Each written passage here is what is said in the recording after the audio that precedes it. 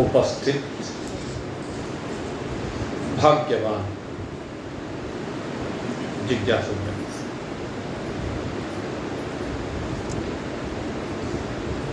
कल हमारी चर्चा चल रही थी सोचान सोचस्तों, जिसके बारे में नहीं सोचना चाहिए उसके बारे में अर्जुन क्यों सोचता है। कल मैं चिंतन कर रहा था और चिंतन में ब्रह्म ज्ञान की बहुत बढ़िया युक्ति मेरे मनोमस्तिष्क में घूमने लगी और फिर उसका प्रैक्टिकल मैंने करके देखा, आनंद आया। असोचानंद सोचस्तम, किसके बारे में सोच रहे हैं? उन शब्दों के बारे में जो इस शरीर में अभी तक इस शरीर के लिए प्रयोग किए गए या इस शरीर ने प्रयोग किए, उन प्रयोग किए हुए शब्दों में से कुछ ग्रहण किए, कुछ नहीं ग्रहण किए। यही तो है चिंतन का विषय। सोच के देखें, हमारे प्रति लाखों करोड़ों शब्द कहे गए, कितने आपने ग्रहण किए? कल्पना करके देखें, प्रतिदिन कितने शब्द बोले जाते हैं, लेकिन उनमें से कुछ का ग्रहण होता है, बाकी सब कहां गए? जहां से आए वहीं चले गए। बाकी शब्द जिनको ग्रहण नहीं किया गया वो वहीं चले गए जहां से आए। शब्द कहां से आता है? शब्द है आकाश का धर्म। आकाश से शब्द आ रहे हैं, कुछ को कानों ने ग्रहण किया, अधिकांश को त्याग दिया। जिनका ग्रहण नहीं किया वो आकाश में चले गए। जिनका ग्रहण किया गया, अब उनको लेकर के चिंतन करना कि जैसे वो 99% शब्द जो ग्रहण नहीं किए गए वो क्या है? आकाश मात्र है। आकाश में शब्द तो हुआ लेकिन हमने ग्रहण नहीं किया, या ग्रहण नहीं कर सकते, ये भी कहें।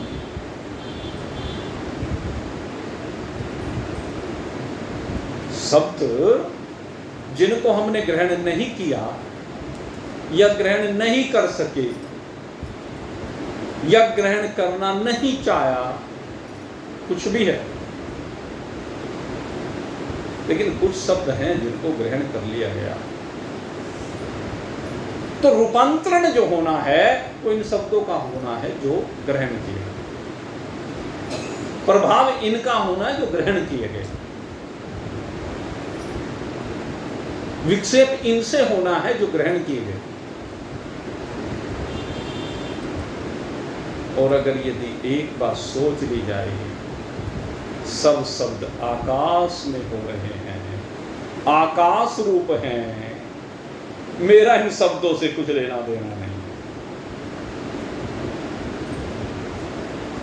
वो शब्द जो आपको शब्द की इस वास्तविकता को समझाकर इस वास्तविकता में जिला दे।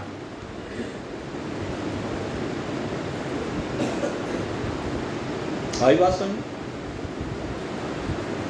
वो शब्द जो आपको इस शब्द की वास्तविकता को समझाकर वास्तविक ब्रह्म में जिला दें,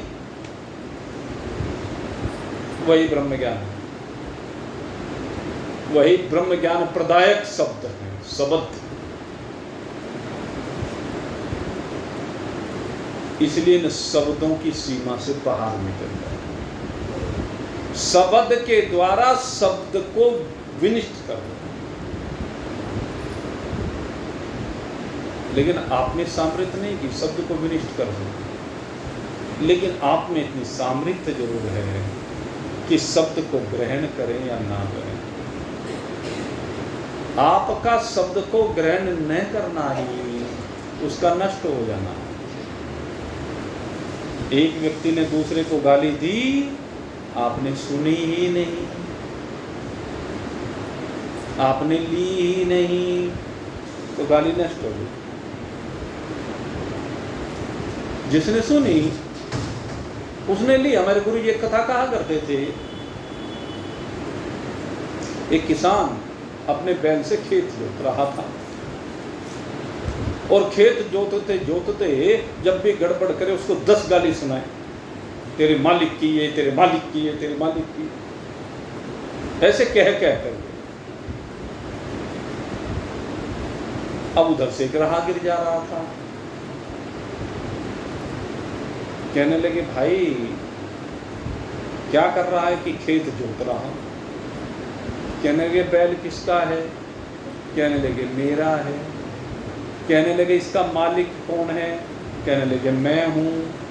कहने लगे इसको जो गाली दे रहा है वो किसको लग रही है? कहने लगे जो सुनता है वो उसको लग रही है।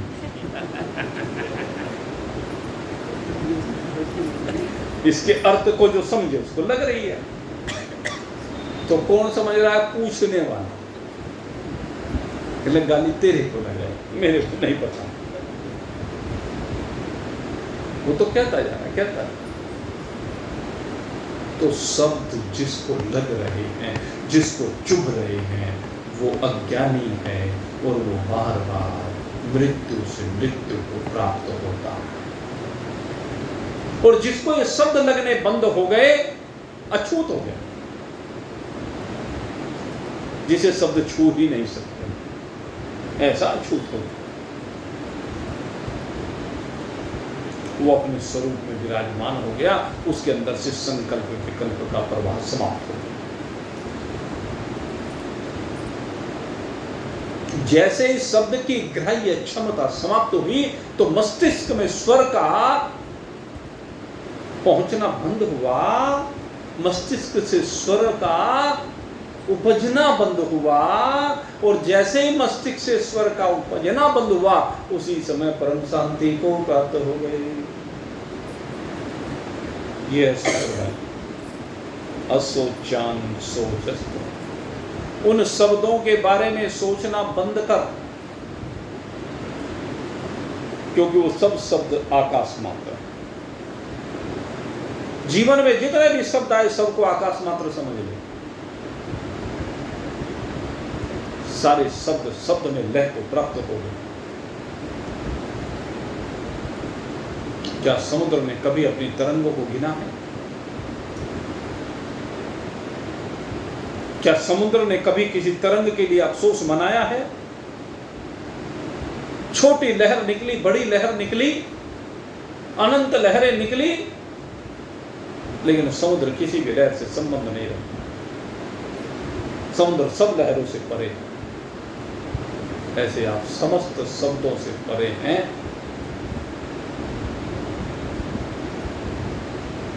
इन शब्दों की सीमा से बाहर निकल करके अशब्दम स्पर्शम अरोप, आप इस स्थिति में आए। कोई शब्द आपको स्पर्श ना करे। आप कहेंगे ये कर्मेंद्रिय मिली है, शब्द सुनेगा। मैंने कब कहा सुनेगा नहीं? उसको ग्रहण मत कीजिए। जो शब्द ग्रहण किए जा रहे हैं ब्रह्म ज्ञान के, उन ब्रह्म ज्ञान का फल ये है कि आगे शब्दों को ग्रहण करना बंद कर दीजिए। चिकना घड़ा, जैसे कितना ही जल डाल लीजिए उसके ऊपर कोई प्रभाव नहीं पड़ता है, ऐसे कोई फिर कितनी गाली दे, कितनी प्रशंसा करे, आपको कुछ भी कहे, आपको वो शब्द चिपके नहीं। शब्दों को पूरा सुना करो। ब्रह्म ज्ञान होने के उपरांत किसी शब्द की कोई वैल्यू नहीं है। प्रत्येक शास्त्र का एक ही उद्देश्य है, आप अपने स्वरूप में विद्यमान हो जाए। और वास्तविकता यही, अपने स्वरूप में विद्यमान होने के बाद न गीता की आवश्यकता है, न रामायण की आवश्यकता है, न महाभारत की आवश्यकता है, न उपनिषद की आवश्यकता है, न वेद की आवश्यकता है, न ईश्वर की आवश्यकता है, न जीव की आवश्यकता है, न जगत की आवश्यकता। ये है वास्तविकता। और इस वास्तविकता में अगर विराजमान होना है तो असत्य स्पर्श आरोप, अशब्द हो जाइए, स्पर्श हो जाइए, अरूप हो जाइए। एक एक शब्द इतना कीमती है, निशब्द होने के, समझ को बनाने, असोचान सोच, न सोचने वाले के बारे में सोच करना, और सब ना सोचने वाले। आपके जीवन में जो भी कुछ है उनमें से किसी के बारे में भी सोच करने की आवश्यकता है। ब्रह्म ज्ञान, फिर सोच रहती नहीं। जब सोच ही नहीं रहती तो शोक कैसा? जब अपने स्वरूप में विद्यमान हो जाता है तो कैसा शोक, कैसा मोह? तत्र क्या शोक है, क्या मोह? एकत्व मनोप्रच्छिति। जब एक अपने आप में विराजमान हो जाता है तो फिर शोक और मोह की बात कही नहीं जाती, इनकी सीमाओं से बाहर नहीं जाता। यह है स्वरूप स्थिति की बात। ज्ञान की जो सप्त भूमिकाएं हैं, ये अंतिम भूमिका है। लेकिन मेरे मित्रों, जरा सा प्रयास करके देखो, अभ्यास करके देखो, क्या मजा आएगा। मौन, आप में कुछ है ही नहीं, न जीवत्व है, न ईश्वरत्व है, न जगतत्व है। शरीर की तो बात क्या करें। और ये सब अनुभूति की बात बता रहा हूं, इसके द्वारा अनुभूति कीजिए अपने। देखो इसका बारंबार अभ्यास करके, और फिर देखिए उस आनंद को, उससे आपको पता चल जाएगा। और जहां तक व्यवहारिकता की बात है भाई, तो व्यवहारिकता तो 100 तरह की व्यवहारिकताएं हैं। कहां तक इन व्यवहारिकताओं को निभाते फिरेंगे, सीमित करेंगे। सेंटर में आने के लिए अपने आप को सीमित करना ही पड़ेगा। ये 100 जगह जो बंधे फिर रहे हो, इनसे अपने आप को निकट लाओ। किसके निकट लाओ? इस दिल के निकट लाओ। और दिल के निकट आकर के जानो, न त्वेवाहम जातु नासम, न त्वयि नेमे जनाधिपा, न चैव न भविष्यामः सर्वे व्यमत परम। क्या जाने कि अगर शरीर के रूप को लेकर कहें तो इनमें जो मैं, तो, ये, वो, ये जो भी कुछ कहा जा रहा है, कि शरीर तो इनके सब के पहले से ही विद्यमान है, या जब ये इस संसार में आने से पहले तुझे दिखाई नहीं दे रहे थे, तो ऐसा नहीं कि तब विद्यमान नहीं थे, लेकिन तुझे मालूम नहीं। समुद्र में हवा का झोंका आया, समझना दृष्टांत को। संत ज्ञानेश्वर जी ने बहुत सुंदर दृष्टांत दिया। समुद्र में हवा का झोंका आकर के टकरा, और हवा का झोंका जो टकराया उस जल के अंदर घुसी हवा, और जहां जल के अंदर घुसी उसने जल को ऊपर उठाया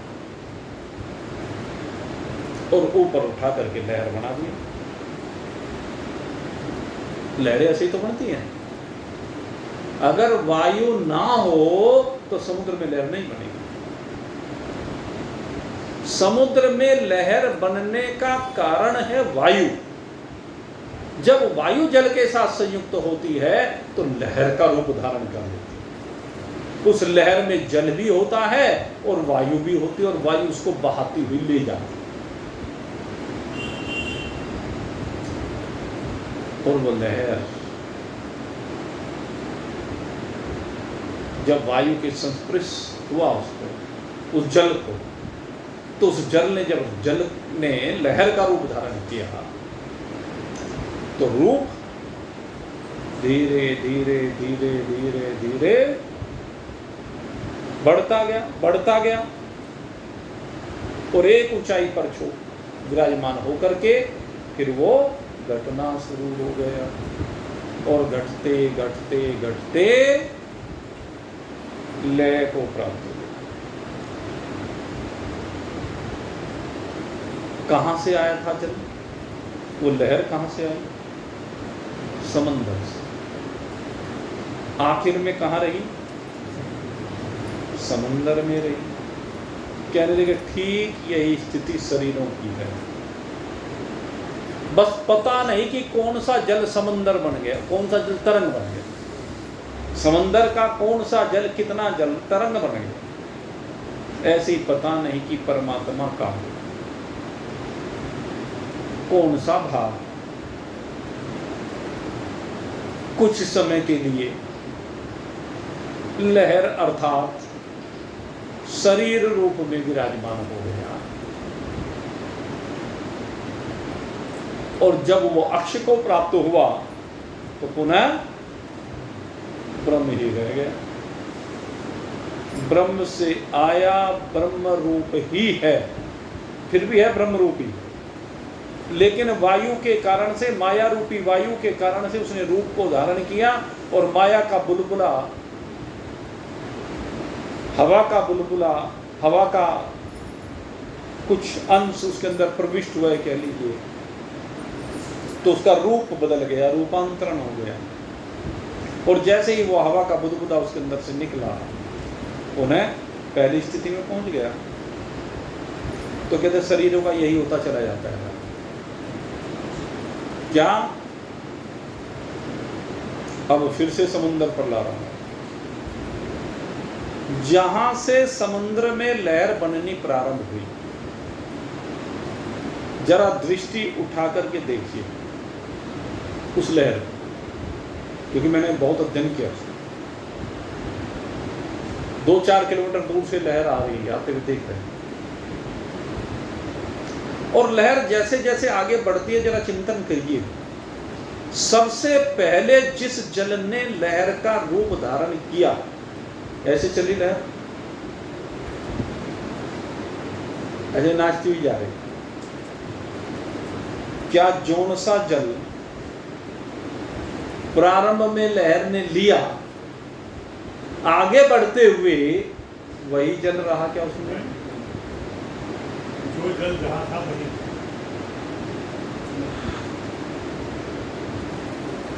लिया को उसने जल।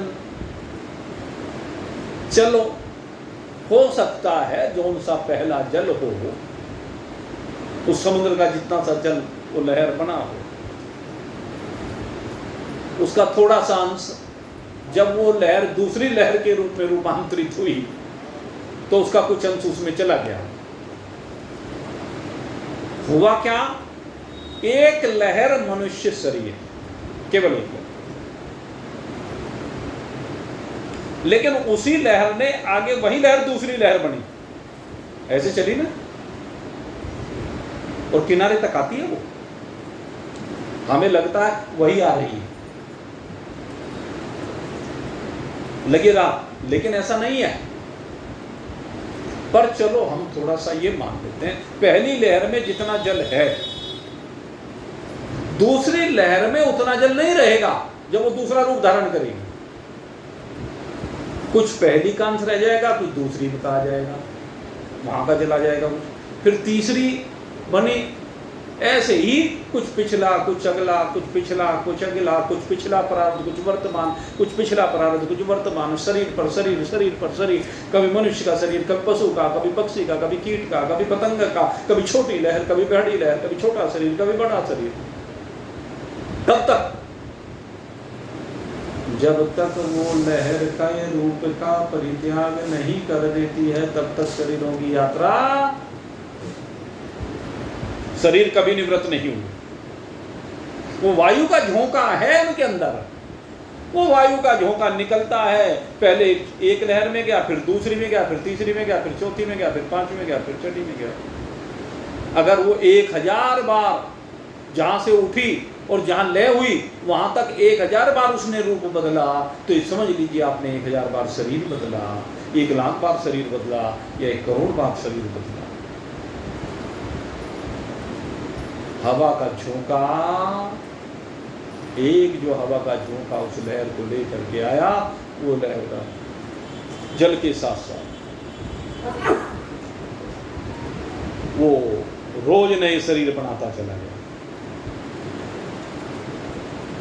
तो इसलिए भगवान कह रहे हैं कि ऐसा नहीं है कि किसी काल में तू नहीं था, मैं नहीं था, या आगे नहीं रहेंगे।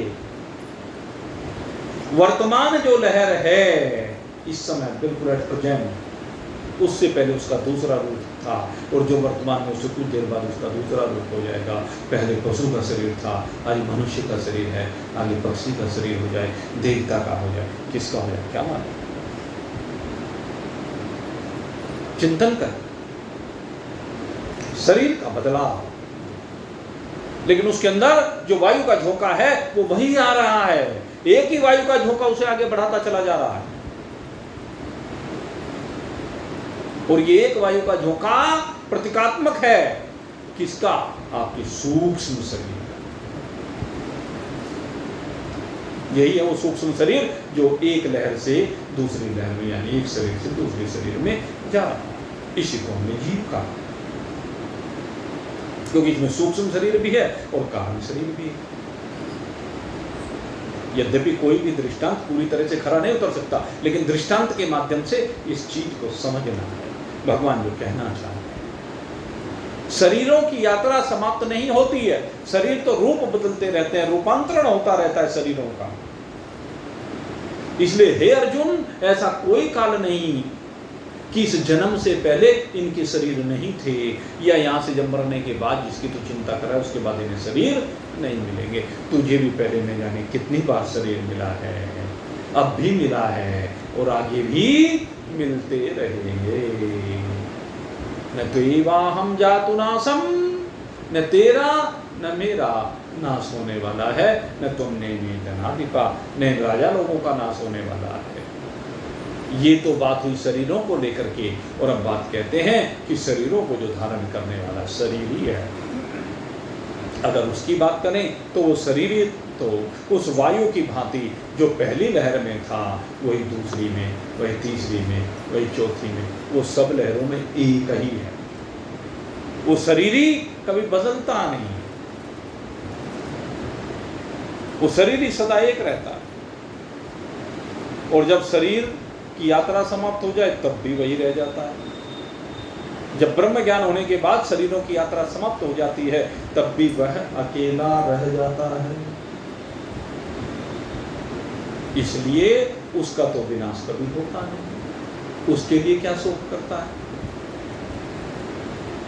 इसलिए तेरे लिए शोक करना नहीं बनता। नान सोचंती ही पंडिता, जो पंडित होता है, जो ब्रह्म ज्ञानी होता है, वो इस विषय को लेकर के फिर शोक नहीं करता है। जैसे मिट्टी, थोड़ी सी मिट्टी एक कुम्हार के हाथ में आई,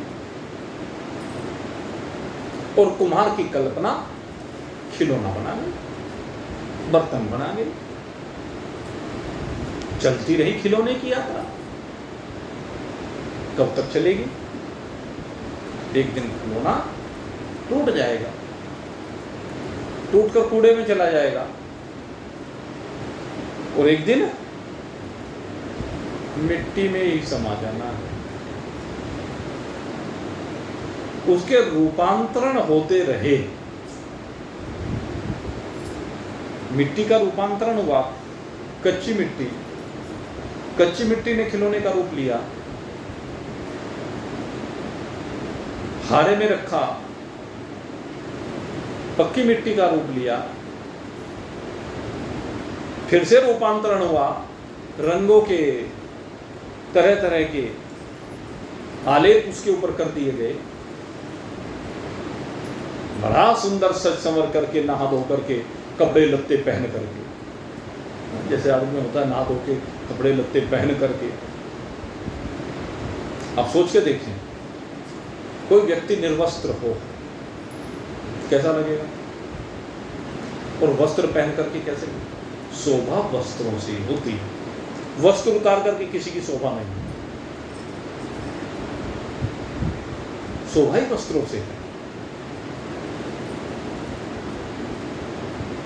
तो उसको भी वस्त्र पहना दिए रंग बिरंगे, मूर्तियों को पत्थर से मूर्ति बनाई गई, और मूर्तियों को जब रंगीन वस्त्र पहनाए गए, एक वस्त्र तो उस पेंटर ने चढ़ा दिए, और एक वस्त्र आके फिर पंडित जी ने चढ़ा दिए, ज्वेलरी पहना दी, तो बोलने लगती हैं मूर्तियां। लेकिन एक दिन होना क्या है, जब उनकी एक दिन यात्रा पूरी हो जाएगी, प्रारब्ध पूरा हो जाएगा, तो आखिर में वो मिट्टी में मिलना ही पड़ेगा। रूपांतरण है। ऐसे ही जीव को अनेक शरीर मिलते चले जाते हैं, अनेक रूपांतरण होते चले जाते हैं शरीर के, लेकिन बाद में तो फिर मिट्टी ही हो जाना है। ब्रह्म के सब रूपांतरण हैं, ब्रह्म में ब्रह्म से रूपांतरण हैं, ब्रह्म ही विभिन्न रूपों में विराजमान है। और इस बात को आप प्रैक्टिकल अनुभव कर सकते हैं, क्योंकि कुछ लोगों को जो दिखने वाला है वो सत्य लगता है, भासता भी है, लेकिन जो आज मैंने आपको विधि बताई, देखना है इसका कमाल। आपको ये शरीर ये लगेगा कि है ही नहीं, जिसे हम सत्य कह रहे हैं, न शरीर लगेगा, न मकान लगेगा, न सारे संबंधी लगेंगे, कुछ नहीं। जीते जागते स्वप्नवत, और स्वप्नवत भी नहीं कहा जाता उस स्थिति में, हकीकत ही है। पढ़ के देखो आज इस खेल को करके, सब सुनना बंद, आकाश में शब्द हो रहे हैं इसलिए कोई शब्द नहीं सुन रहा, कोई स्पर्श नहीं हो रहा है आपको किसी भी चीज का, कोई रूप आपको दृष्टिगोचर नहीं हो रहा है। जरा इस स्थिति में आकर देखिए और फिर देखिए। अभ्यास करना पड़ता है भाई, साधना करनी पड़ती है भाई। और यहाँ पर आए 1 घंटे के लिए कुछ प्रेरणा मिली, जागरूकता हुई, और घर पे जाकर के फिर फोन उठाया और 10-20 फोन इधर उधर घुमाए, फिर उसी में घूम गए। यहाँ से जाने के बाद उसमें घूमने की आवश्यकता नहीं है, यहाँ से जाने के बाद इसमें घूमने की आवश्यकता है कि शब्द नहीं, स्पर्श नहीं, रूप नहीं, रस नहीं, गंध नहीं, मैं ब्रह्म हूँ, मैं ब्रह्म हूँ, मैं ब्रह्म हूँ, यही बोलना शुरू कर दो और देखो चमत्कार। ये ही बोलना शुरू कर दो और कुछ ना सुने आपको बोलते हुए, ध्यान रखना। एकांत का मजा है, देखे देखो इसमें देखो।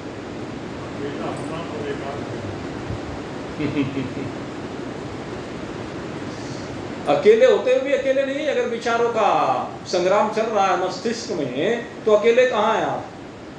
अकेले होते हुए भी एकांत नहीं हुआ।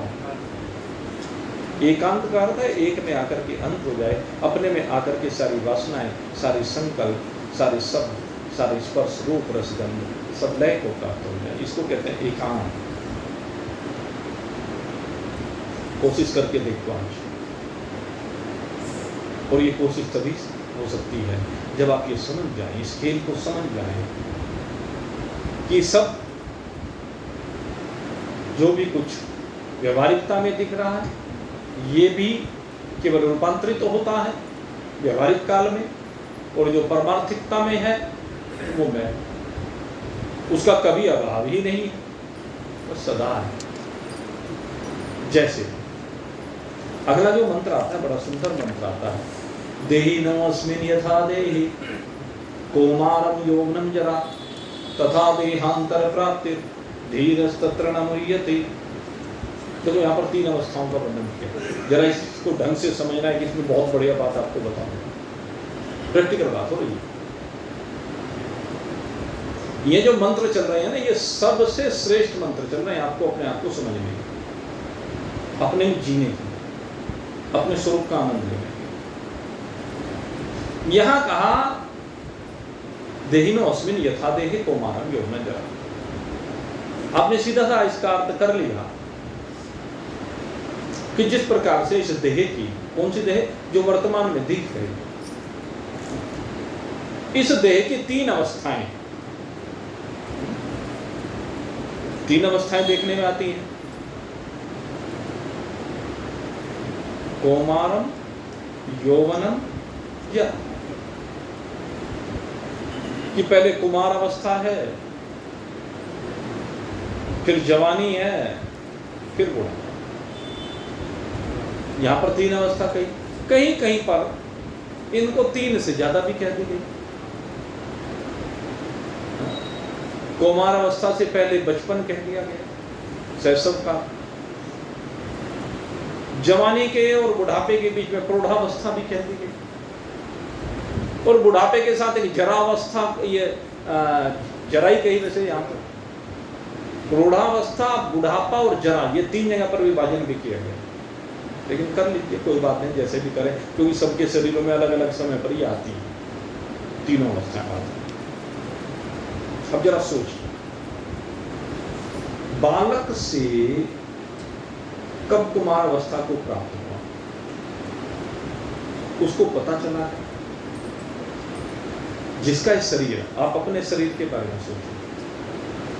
आप जब बचपन में थे, शैशव काल था, शैशव काल से कब कौमार अवस्था की तरफ आप बढ़े, किसी दिन पता चला क्या? लेकिन जब वो कुमार अवस्था पूरी तरह से आ गई, उस समय आप क्या ये कह सकते हैं कि मैं भी छोटा सा बालक हूं, नन्ना मुन्ना सा? कहते हैं कि कोई, यानी कुमार अवस्था के जाने पर शैशव काल चला गया।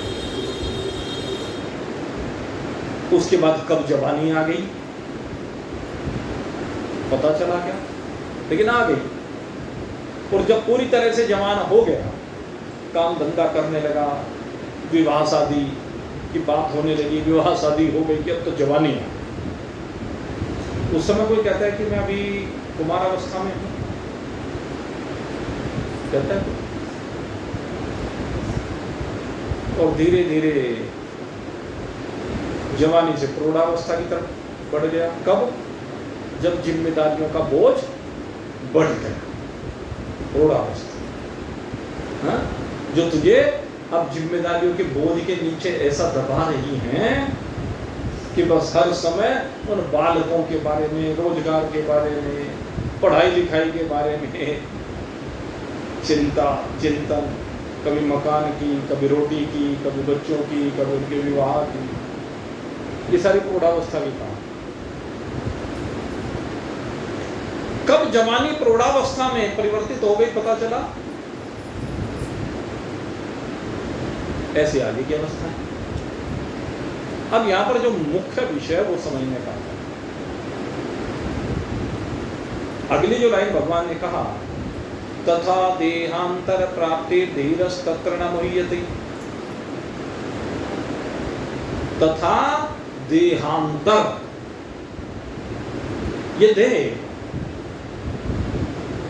जो प्रौढ़ावस्था से वृद्धावस्था में गई, जरावस्था को प्राप्त हुई और फिर जाएगी जयराम जी की, जैसे हमने कहा मर गया।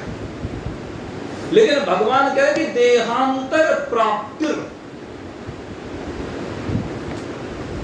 कैसे सिद्ध करें इस बात को, पॉइंट है। अब इस चीज को हम सिद्ध कैसे करेंगे कि देह के बाद भी ऐसा? तो पहली तो मोटी सी बात ये हुई कि आपको जैसे इन अवस्थाओं का पता नहीं चला, ऐसी वो अवस्था आ जाए। एक अवस्था के बाद दूसरी अवस्था निश्चित है। और जैसे आपको बचपन के निवृत्त होने का पता चला, क्या बचपन कब निवृत्त होकर के कुमार अवस्था में पता चला? नहीं चला। बचपन नष्ट हुआ क्या? यहां चिंतन करना, जो विषय में बात को देने जा रहा हूं। कुमार अवस्था के जाने पर बचपन नष्ट हुआ क्या? ये सोचिए, ये बहुत महत्वपूर्ण विषय है। जब कुमार अवस्था आ जाती है तो बचपन नष्ट होता है क्या? नहीं।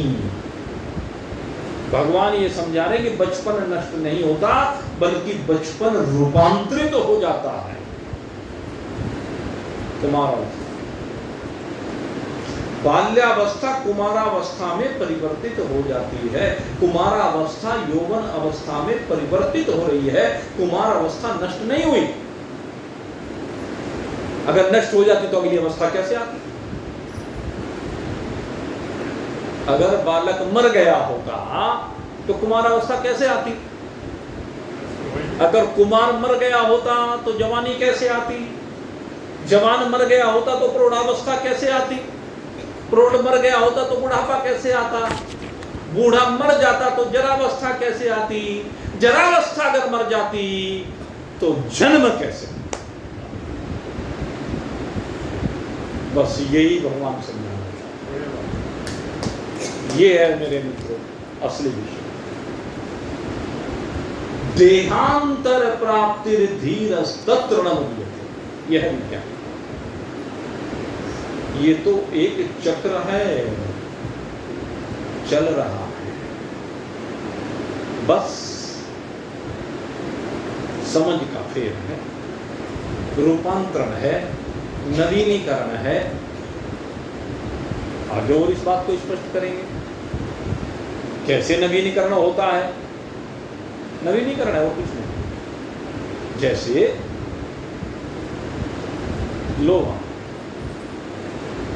न जाने कितने यंत्र बनते हैं उससे। हमारे घरों में भी बहुत चीजें हैं लोहे की, इस्तेमाल में आती है, खूब इस्तेमाल करते हैं उनको, और इस्तेमाल करने के बाद धीरे धीरे धीरे धीरे, जैसे घर में चाकू है लोहे का, तवा है लोहे का, चिमटा है लोहे का। जो तवा आज आप खरीद करके लाए और रोज रोटी बनाई, रोज मान धो करके रखा गया, क्या 5 साल बाद वो उसी अवस्था में रह पाएगा? 10 साल बाद,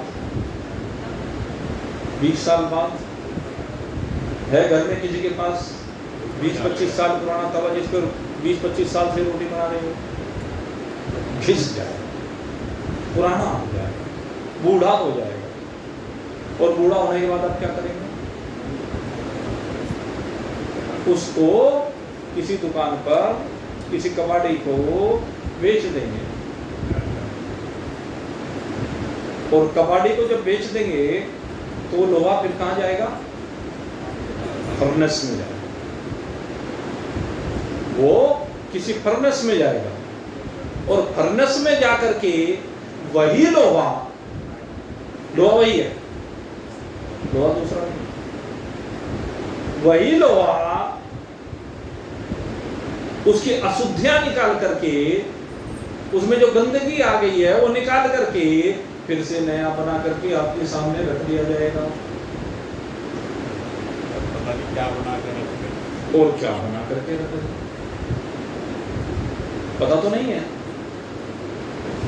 लोहे का तवा ही बन के आएगा, चिमटा बन के आएगा, चाकू बन के आएगा, या किसी मशीन का यंत्र बन के आएगा, गंडासा बन के आएगा, पता है? वो आगे जो भी बन करके आए लेकिन रहेगा लोहा नहीं। ठीक इसी प्रकार से जब शरीर का रूपांतरण होता है तो पुराना जर्जर घिसा हुआ लोहा, घिसा हुआ पुराना शरीर, उसको रूपांतरित करके भगवान फर्नेस में डाल देते हैं और फर्नेस में डाल करके फिर उसको दोबारा से नए सांचे में ढाल करके निकाल देते हैं। हकीकत तो ये है, बस फर्क ये है कि हमें पता नहीं। रोज स्वर्णकार तो रोज करते हैं इस काम को, रिसाइक्लिंग।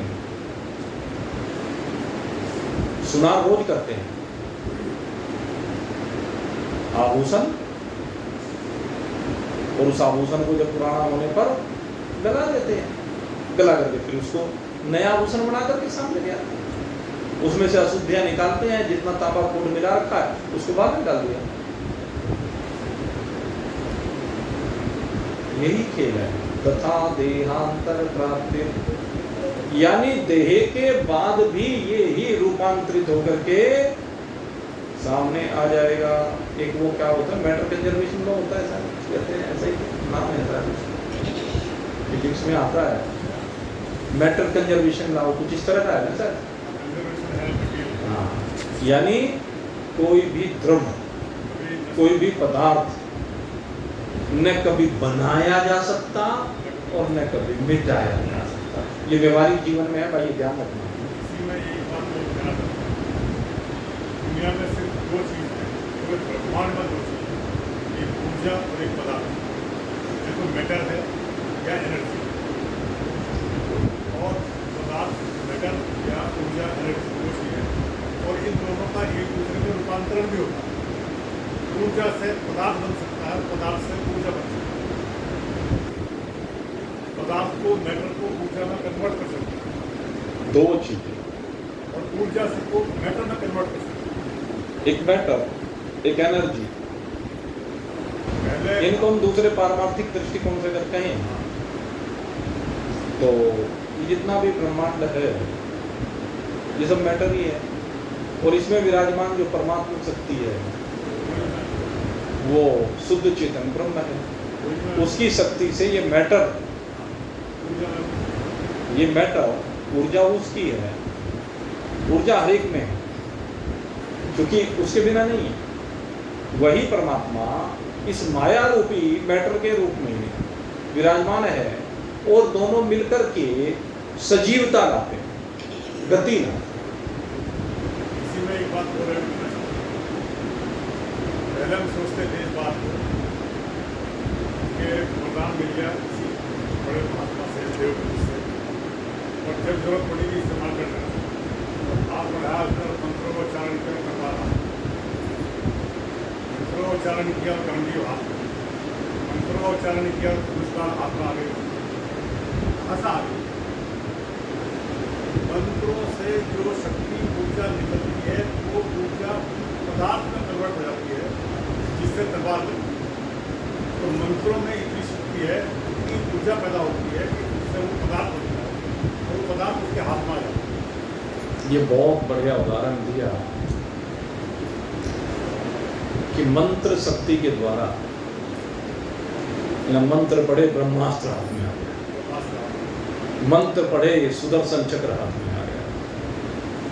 तो क्या है, मंत्र के द्वारा इतनी एनर्जी उत्पन्न होती है कि वो उस अस्त्र का निर्माण कर देती, वो मैटर में कन्वर्ट हो जाती है।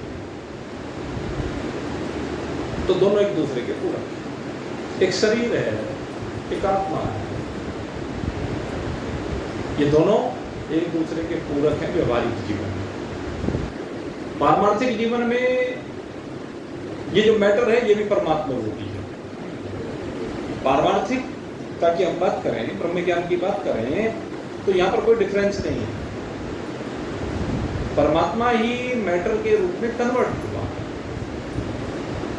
मैटर और एनर्जी ये दोनों चीजें जगत में व्याप्त हैं, लेकिन कब तक? जब तक व्यवहारिकता।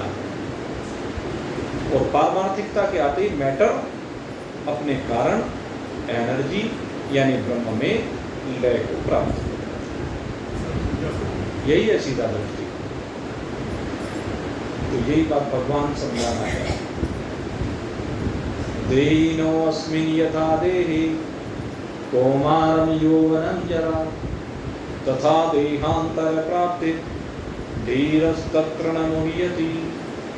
कहते जो धीर है, जो ज्ञानवान है, वो इस प्रक्रिया को समझ ले और इस प्रक्रिया को समझ करके, जान करके फिर से मोह को प्राप्त नहीं होते हैं। भगवान ने मोह शब्द का प्रयोग किया। क्यों? क्योंकि अर्जुन मोह से ग्रस्त है। भगवान दोनों दृष्टिकोण से समझा रहे हैं।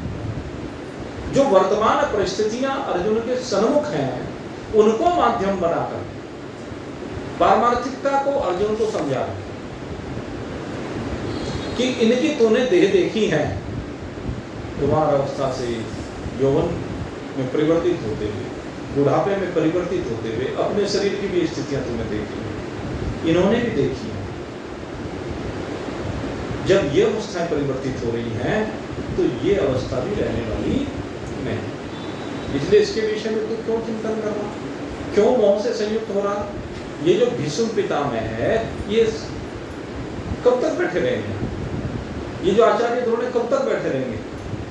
जिस दिन प्रारब्ध की चाबी जो भरी हुई है इनके अंदर वो समाप्त हुई, उस दिन इनके देहों का भी रूपांतरण हो जाएगा। तो इसलिए इस विषय में अब तुझे चिंतन नहीं करना चाहिए। सब अपने प्रारब्ध को साथ में लेकर आए। प्रारब्ध पहले बनी पीछे बने शरीर, तुलसी ये अफसोस है मन नहीं बांधे धीर। प्रारब्ध तो पहले, प्रारब्ध की पटरियां पहले बना दी जाती हैं, पहले बिछा दी जाती हैं, और शरीर की रेल उन पटरियों पर बाद में आकर के दौड़ती है। भगवान ने प्रारब्ध की आपकी पटरियां पहले से बिछाई हुई है, जिसके कारण से अनुकूलता प्रतिकूलताएं आती ही नहीं है, और ये जीवन की रेल उस पर चलेगी, कभी चलेगी, कभी रुकेगी, कभी खराब होगी, फिर ठीक होकर के चलेगी। यही चक्र है। इसलिए हे अर्जुन, इस चक्र को समझ, और समझ करके मोह की सीमा से अपने को बाहर निकाल और आनंद मना। इन्हीं शुभकामनाओं के साथ आज का सत्संग अब यहीं पर पर्यवसान को प्राप्त हो रहा है। बोलिए सच्चिदानंद भगवान की और श्यावर रामचंद्र भगवान उमापति महादेव पवन सुत हनुमान की, बोलो भाई सब संतन की।